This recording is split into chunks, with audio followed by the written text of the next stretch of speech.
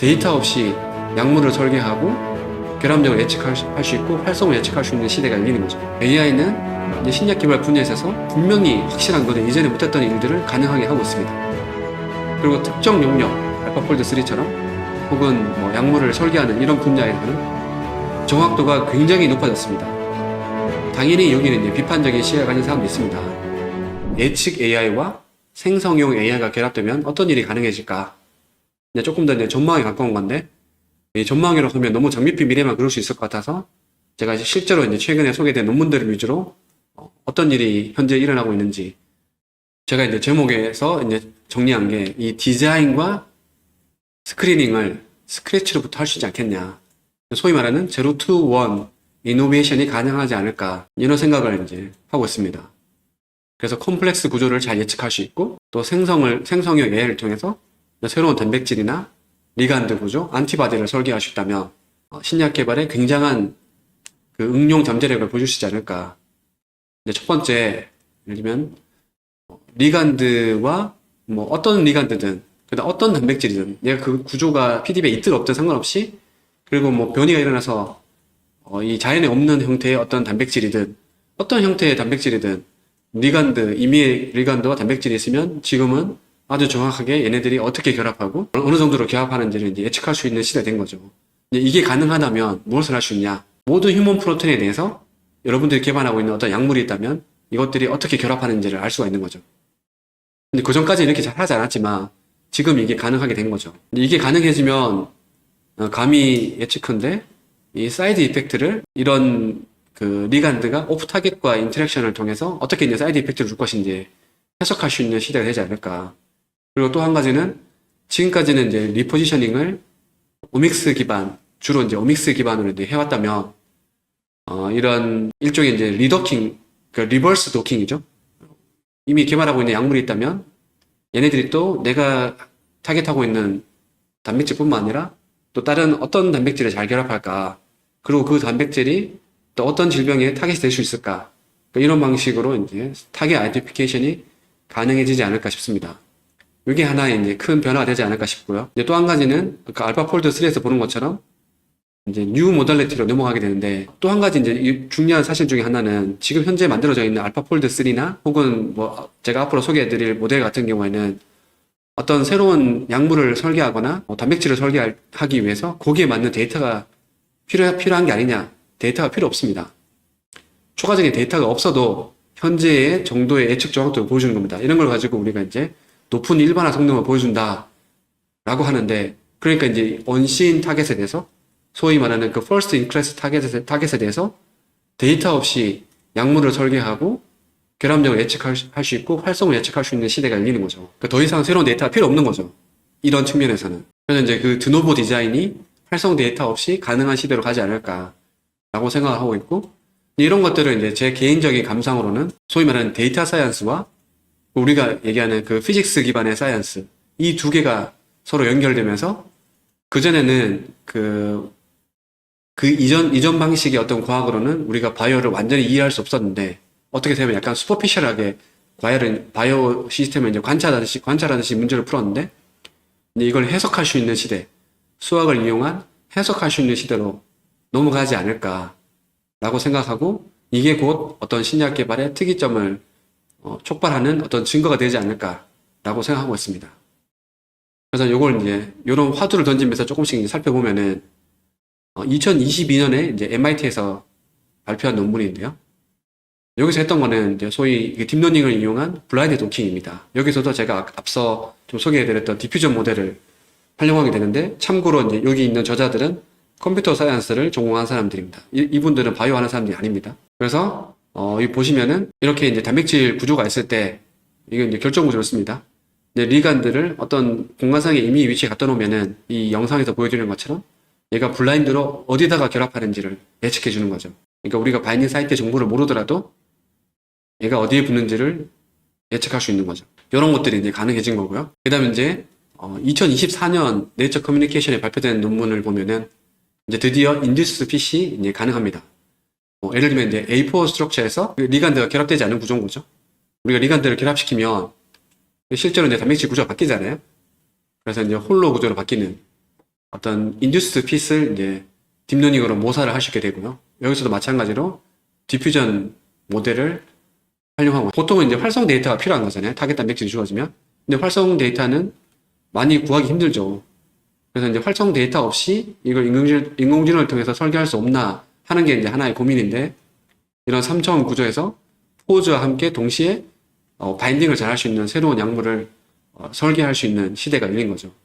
지금 보여드린 것처럼 이렇게 할 수가 있고, 이제 실제로 이렇게 만들어낸 것이 랜덤한 스캐폴드로 시작했을 때 이 트레이닝 하지 않은 새로운 단백질에 대해서 어떠한 액티비티 데이터 없이도 꽤 유효하게 바인딩을 할 수 있는 이 리간드들을 설계할 수 있다. 데이빗 베이커 교수님 그룹에서 이제 발표한 겁니다. 그래서 여기서 했던 것도 마찬가지로 이제 디퓨전 방법을 활용하는 거고요. 여기서 했던 것들은 다양한 모델리티의 새로운 어떤 약물을 설계하는 걸 보여드리는 건데, 이제 첫 번째 예시로 어떤 타겟 단백질, 몰레큘, 이 경우에는 이제 펩타이드죠. 펩타이드가 주어지면은 여기에 잘 결합할 수 있는 단백질을 만들어 봐라 라고 하면은 이 디퓨전 모델을 통해서 여기에 잘 결합하는 어떤 새로운 시퀀스를 가지는 단백질을 이렇게 설계해 줍니다. 이렇게 만들어 주고요. 그 다음에 이제 인슐린 리셉터를 두고 어떤 특정 바인딩 표면을 지정해 주면은 그 표면에 잘 달라붙는 새로운 단백질도 이제 설계를 해줍니다. Drug Discovery Today라고 하는 리뷰 논문에서 이런 조사를 한 게 있던데, 이 보스턴 컨설팅 그룹에서 이런 리뷰 논문을 발표를 했습니다. 보스턴 컨설팅 그룹은 이제 세계적인 컨설팅 회사 중에 하나죠. 그런데 이 회사에서 발표한 이 리뷰 논문을 보면은 크게 요약하면 이 세 가지가 있습니다. 첫 번째, 지난 5년 사이에 많은 AI가 설계한 드럭이나 백신들이 임상에 진입했다. 여기 이제 아래쪽에 보여주는 이 그래프가 연도별로 실제 AI가 발굴한 타겟, 스몰 몰레큘, 안티바디, 백신, 그 다음에 이제 리포지셔닝된 몰레큘들이 임상에 진입한 그 사례들의 숫자를 보여주는 겁니다. 그래서 23년 현재 총 이제 67개 정도가 있다고 하고요. 그 다음에 이제 여기 조금 더 이제 자세하게 보면은 일상 경우에 AI가 발굴한 약물들이 히스토릭하게 그렇지 않은 방법을 통해서 얻어냈던 그 일상에서의 성공률보다 더 높은 성공률을 보였다라고 합니다. 근데 실제로 보면은 66개 정도의 사례를 보면은 현재 이제 42개가 진행 중에 있고 24개가 실제 임상이 끝났는데, 이 중에 21개가 성공을 했고 3개가 페일을 했습니다. 조금 더 이제 자세하게 보면은 리포지셔닝 된 게 그 중에 3개의 케이스였고요. 그 다음 타겟을, 그러니까 AI가 발굴한 타겟 같은 경우에 총 10개 정도 있었고요. AI가 발굴한 스몰 몰레큘 같은 경우 6개 있었고, 그 중에 이제 6개 중에서 2개가 실패를 한 거죠. 그리고 AI가 디자인한 백신이 1개가 있었고, 안티바디 같은 경우에는 4가지가 있었습니다. 이로부터 이제 성공률을 분석한 거죠. 그리고 이제 임상 이상에 들어가면은 현재 26개가 진행 중에 있고, 그 중에 10개가 이제 끝이 났는데, 4개가 성공했고, 6개가 실패했습니다. 이거는 이제 기존의 파이프라인의 성공률과 유사하다고 하고 있습니다. 그래서 이제 이 사람들이 얘기하는 게, 이러한 결과들이, 이런 AI 알고리즘이 앞으로 이런 드럭-라이크한 어떤 물성을 가지는 새로운 분자들 혹은 타겟들을 잘 찾을 수 있을 거다는 것을 보여주는 거다 라고 이제 이 리뷰 논문을 요약하고 있는데요. 여전히 이제 장밋빛 미래죠. 당연히 여기는 이제 비판적인 시각을 가진 사람도 있습니다.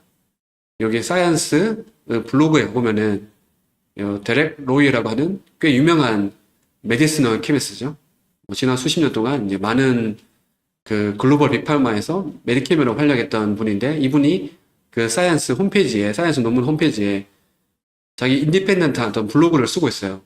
거기 이제 In the Pipeline이라는 제목의 이제 블로그인데, 여기에 보면은 아까 그 리뷰 논문에 대한 어떤 비판적인 시각을 담은 에세이가 있습니다. 제목이 이제 AI Drugs So Far라고 하는 제목인데요. 5월 13일 날짜로 이제 발표된 거고요. 자기가 들여다보니까 아까 그 AI가 많은 성공을 보였다라고 하는 그 보스턴 컨설팅 그룹이 있었던 그 리뷰 논문인데요. AI가 발굴한 24개의 타겟 중에서 자기가 그걸 하나씩 다 들여다보니까 ATH 이것을 제외하고 나머지는 이미 다 알고 있는 것들이죠. 이거 같은 경우에는 그나마 좀 새롭다고 할 수 있는데, 나머지는 이미 다 알고 있던 거였고, 심지어 임상 중이거나 시판되고 있는 약물도 있더라. 이런 얘기를 하고 있고요. 그 다음에 이제 이 AI 기반으로 발굴한 약물들이 일상에서 전통적인 방법보다 더 성공이 높다 라고 이제 통계를 제시했는데, 통계가 너무 작아서 유의미하지 않다. 아직까지는 알 수 없다. 그다음 또 한 가지 더 중요한 것 중에 하나는 이제 이 논문에서 분석한 아까 그 이전 논문에서 분석한 게 이제 114개의 AI 스타트업인데 이 중에서 조사를 해보니까 80%는 AI 기업이 아니고 그냥 바이오텍이더라. 그러니까 이 조사의 신뢰도가 이제 문제가 있는 거죠. 그러니까 얼만큼 AI를 썼고 얼만큼 AI를 쓰지 않는지 이것까지 조사를 해야 된다. 이런 얘기들을 하고 있습니다. 뭐 이런 한계가 있는 거죠. 그래서 이제 정리를 하자면은 AI는 이제 신약 개발 분야에 있어서 분명히 확실한 거는 이전에 못했던 일들을 가능하게 하고 있습니다. 그리고 특정 용역, 알파폴드 3처럼 혹은 뭐 약물을 설계하는 이런 분야에서는 정확도가 굉장히 높아졌습니다. 저희가 이제 이런 연구를 시작한 게 한 2016년 이때부터 했는데 그 당시에만 해도 그냥 스마일즈 시퀀스, 스마일즈 예측하고 이런 정도였는데 그때는 비교도 할 수 없을 정도로 다양한 방법들이 등장했고 정확도도 훨씬 더 높아진 거죠. 그렇지만 여전히 이제 실험에 비해서는 예측 정확도가 떨어지죠. 당연히 실험 우리가 결과를 확실한 답을 알 수 있는 거니까. 그러니까 실험을 대체할 만큼 할 수 있는 부분도 있지만 아까 그런 단백질 3초 구조 예측하는 것처럼 대부분의 분야에서는 실험을 대체할 정도의 정확도가 높진 않습니다. 이 수치만 해도 야 200개나 400개 중에 한 개 가는 게 뭐가 대단하냐 싶지만 전통적인 드럭 같은 경우에는 일반적으로 한 800개 혹은 1000개 정도 합성을 한다고 합니다. 근데 그거에 비해서는 굉장히 이피션트한 거죠. 많게는 한 5배, 적게는 한 2배 정도 효율적으로 할 수 있는 거죠. 이것도 저는 놀라운 결과라는 생각이 들고요. 그렇지만 아직까지는 임상을 모두 통과해서 승인받은 사례는 없습니다. 이것도 이제 현실인 거죠. 그나마 이제 가까이 있는 게 이 인실리코 메디슨이고 자기들의 이런 개발 사례들을 홈페이지에 잘 공지를 하고 있으니까 또 살펴보시면 좋을 것 같습니다. 근데 이제 아까 제가 말씀드린 것처럼 특정 영역에서는 굉장히 발전하고 있지만 그렇지 않은 분야도 있는데 예를 들면은 독성, 부작용, 면역 원성 등등 이런 분야들은 사실 이렇게 예측 성능이 잘 알려져 있지 않아요. 그래서 이런 것들을 하기 위해서 약물 구조뿐만 아니라 이런 멀티 오믹스와 결합하는 그러니까 다양한 모델리티를 결합해서 약물성을 예측하는 AI가 발전해야 되지 않을까. 그리고 또 한 가지 큰 숙제 중에 하나는 이 임상 성능을 높이는 건데 이 임상 성능을 높이기 위해서는 당연히 임상 데이터를 써야겠죠. 임상 데이터 없이 임상 성능을 높였다라고 하는 거는 이제 어불성설인 거잖아요. 과장하는 거죠. 그래서 이제 그 병원에서 나오는 어떤 임상 데이터를 어떻게 결합할 수 있느냐 하는 게 또 한 가지 중요한 숙제가 아닐까 싶고, 그 다음에 이제 이런 형태의 약물뿐만 아니라 요즘 각광받고 있는 뭐 mRNA나 어떤 셀 테라피 분야 같은 경우에 또 다른 형태의 모델리티를 보여주는 건데 이런 분야를 어떻게 확장할 것인가 하는 게 이제 숙제라고 할 수 있습니다.